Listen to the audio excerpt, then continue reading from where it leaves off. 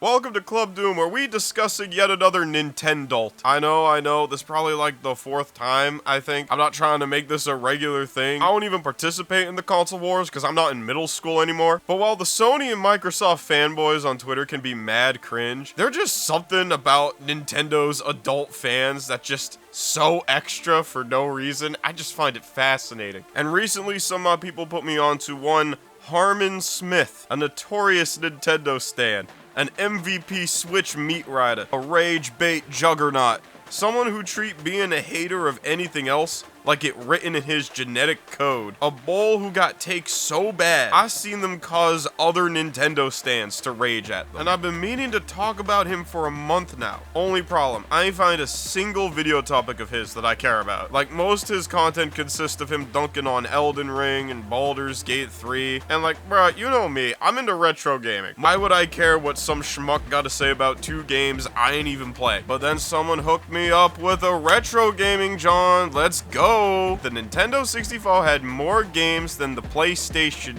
3. 3? What you mean 3? The PS Triple? Why we skipping 2 whole generations ahead? Matter of fact, let me try something. Hey Google, how many games are on the Nintendo 64? 388 Nintendo 64 games. According to Wikipedia, a total of 388 Nintendo 64 games were officially released, with just 85 exclusively sold in Japan. How many video games are on the PlayStation 3? According to Moby Games, PlayStation 3 games list, there are 5,143 video games on PlayStation 3. They were released between the years 2006 and 2022. That ain't even include the 2 additional libraries you get from backwards compatibility depending on what model you get. What we even talking about, bruh? Not even comparing apples to oranges, you comparing a singular orange to like a juice company who own multiple apple orchards across the country. I ain't even click on the video yet, I'm already getting a headache. I was on Elon Musk's new social media platform X for some reason. Like, I'm finding more and more that this platform is just complete garbage, filled with like the most insane hot takes imaginable. You know, celebrities complaining about politics, YouTubers pretending that they're relevant, and I think above all, like, geniuses trying to pretend that their hot gaming takes are relevant, right? And one of the big ones, and this is something that's been like floating around for a while, is this idea that like the that the N64, the Nintendo 64, has a small library, right? The N64 was such a disappointing console, man. It only had about 300 games. Yeah, ignoring the fact that like a lot of those games were super influential, were endlessly replayable, were super cutting edge, and were far above what everyone else was producing at the time. Yeah. Alright, so as you can see, there's a lot to take in here. Number one, I'm having a hard time focusing on Harman, mostly due to the fact that the camera also be having a hard time focusing on Harman. The more you look at his set, the more you begin to realize Bull live in a basement. He does not have a door. That'd be a shower curtain. For some reason, he never opened his eyes, so I don't even know how he playing these games or reading these tweets. Also, if you like me, you're curious as to what these tweets saying. Cause like, who going around saying the N64 mid? Like, it ain't my personal favorite 5th gen console, but that cause I like stealth action games. I like having more than 2 fighting games to choose from. I like having a controller actually designed for human hands and not gelatinous tendrils for the alien denizens of Murak. But at the same time, N64 had 4 controller ports right out the box. No load times, no aggressor glitch. That why the competitive Mortal Kombat trilogy scene's go-to port for tournaments. StarCraft 64, like, I'm willing to give it its flowers, so I want to know what these people saying. Unfortunately, we will never get that. Matter of fact, that kind of one of people's main points of contention with Harman. He never cites his sources. He never provides any screenshots or footage. He just sit there in his dark, musty basement and just expects us to take his word that he went to an FGC event and Darkside Phil bodied everyone there. I would have loved to see that. I would love to see that. Just don't acknowledge, you know, the Legend of Zelda Ocarina of Time, or Super Mario 64, or Star Fox 64, or GoldenEye, or any of that just glorious stuff that came out in the late 90s, right? Let's just ignore all of that and pretend that, like, I don't know, Croc 3D is some like stellar masterpiece, right? You know, I've seen people try to argue that like, oh, Croc and the Legend of Gabo sold 3 million copies, which is about as much as Banjo-Kazooie sold. Nintendo fans only care about Banjo-Kazooie because it's a Nintendo property and they didn't get a lot of games. Like, ignoring the fact that Banjo-Kazooie is simply better than Croc, right? Simply ignoring the fact that like all these Nintendo games are still relevant to this day. Right. To this day, I'm still fighting new N64 games that I've never really played before. You know, stuff like Blast Corps, stuff like Harvest Moon 64, stuff like Mischief Makers, you know, Castlevania 64, I still need to play. Like, there are a lot of N64 games out there that are great that don't get talked about a lot.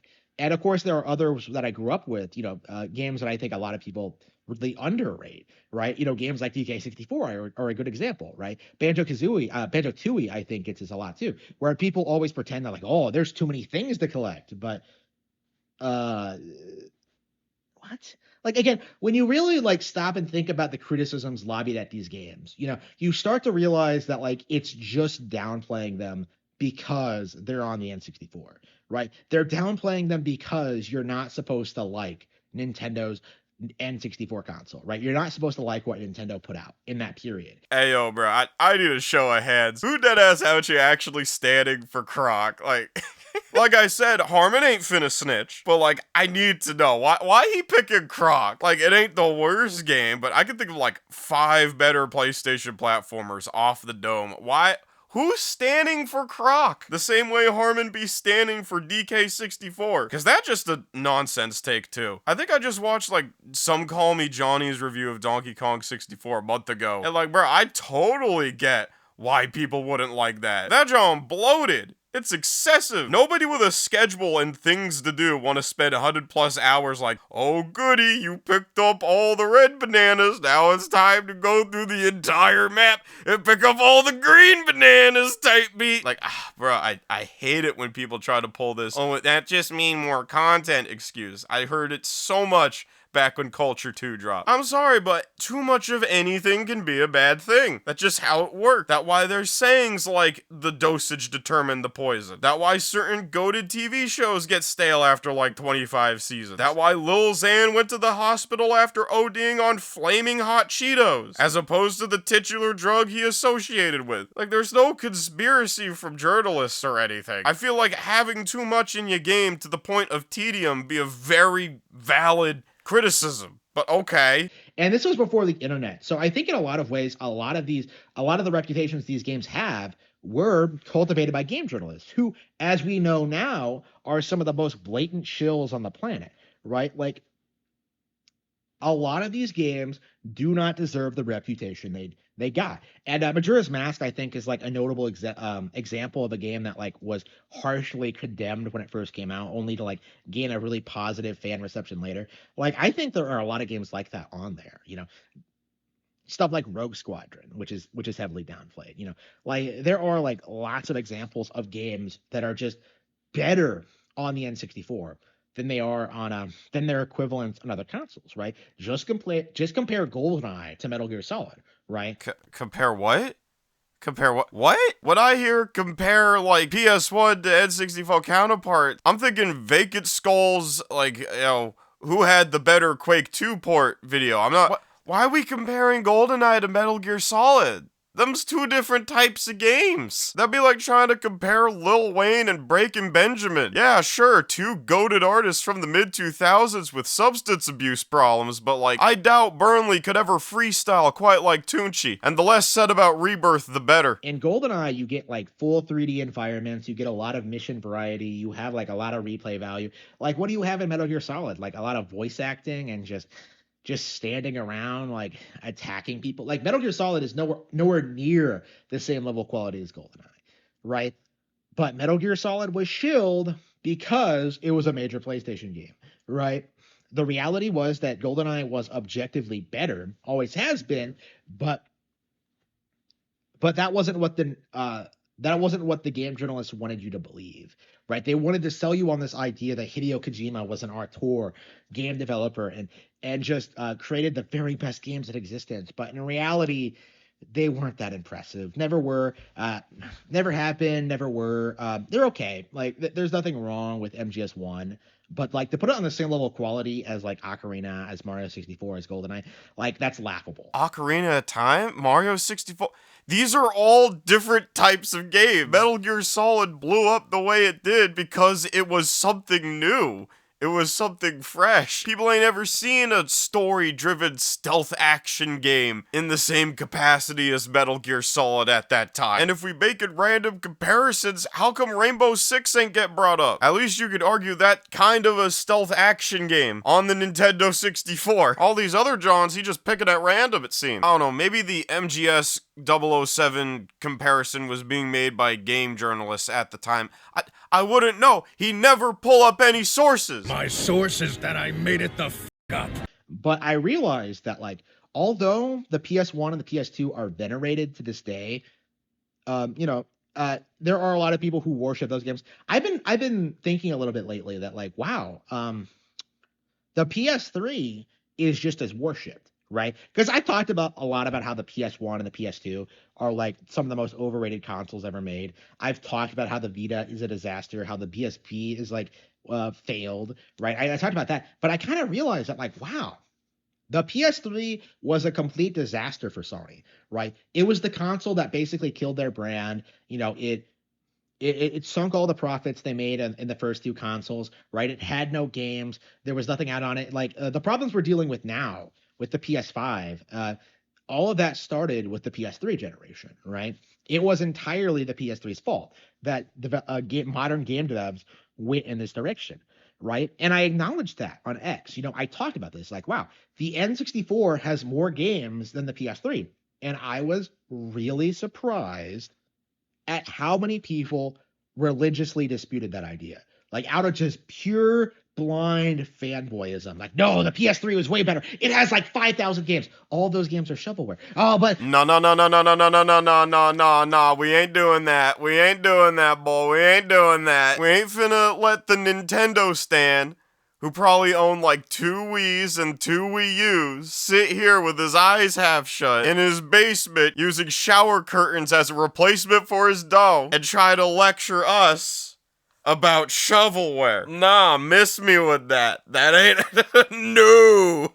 like I own a PS3. I know what I'm talking about. Nothing on PS3 has stood the test of time the way that the N64 games have. Right? The PS3 lost so many money. It doesn't have good games. And the only reason that people defend it the way they do is out of blind fanboy loyalty to Sony, a blind fanboy loyalty to PlayStation, like a refusal to acknowledge that, games like Ratchet and Clank, like The Last of Us, Uncharted, Killzone, Infamous, like none of these games were very good to begin with, right? But we're supposed to believe these are like some top tier first party Sony exclusives until like The Last of Us Part 2 came out. Like, I really think there was a persistent narrative that Sony's exclusives, their first-party developers, were the best in the industry, right?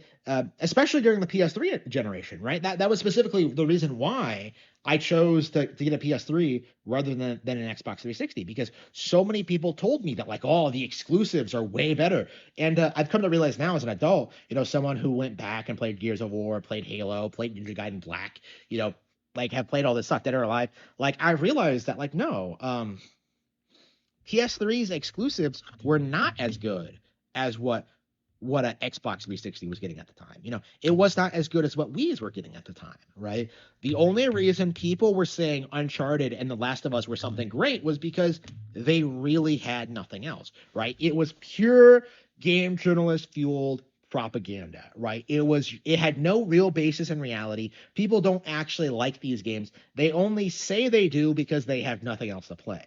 This coming from someone who agree with the sentiment that the 360 had better exclusives. He's still wrong. Like, think back. Why do people like The Last of Us? Why do people like Uncharted? They story-based action games. Hell, them's ain't even the PS3 exclusives I like. I always been a Twisted Metal guy. I've always been a Resistance guy. Matter of fact, part of the reason I ain't like the PS3 as much as I wanted to when it first dropped was because it was lacking in a lot of IPs I enjoyed. Like, where was the new Ape Escape? But if there's a demand for story-based action-adventure games, then, someone finna tap into that market. And that what Naughty Dog did, and by extension Sony, so it makes sense. Hell, he ain't mentioned God of War once. Remember when God of War 3 dropped? Oh my god, everyone was on that game because that's what people wanted. And the people who wanted something more like N64 games, or in my case back in that time,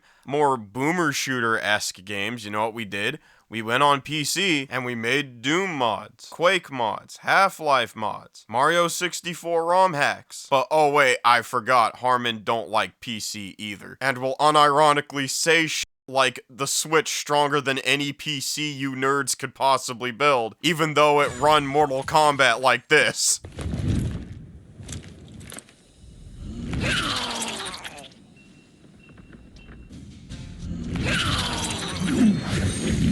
What we've seen over the past several years, the past decade, is just this very slow decline of the reputation of the PlayStation platforms. And right now, it feels like the only thing keeping it all together is just people just worshiping these brands. Like, why exactly was Spider-Man 2 pushed so hard as a Game of the Year contender?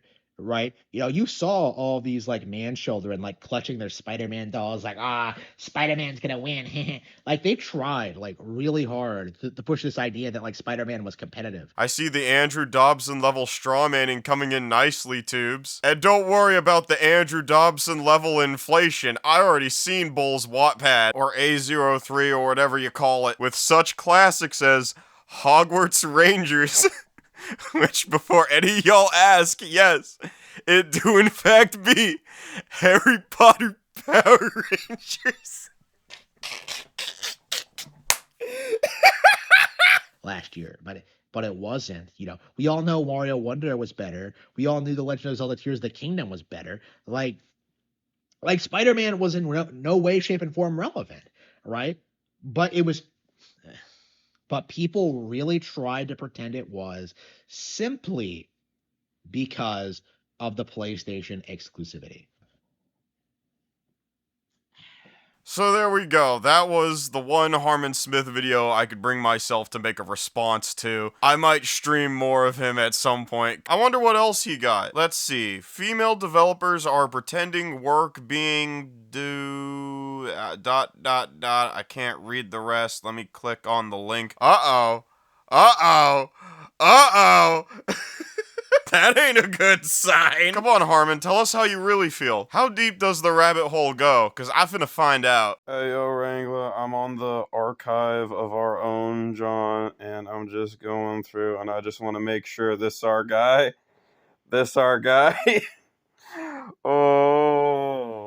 Oh, I'm not liking that non-con tag. Like, bro, I ain't trying to go below the belt. I'm just searching. I swear, I just been trying to keep it about the video games. What is this? Something I at least gotta keep in the video for sure. But until next time, this Club Doom, aka Chad Warden. I'm about to go play some KOF 13 on the PlayStation Triple, baby. Everybody know PS3 got the best games. Sweet nectar.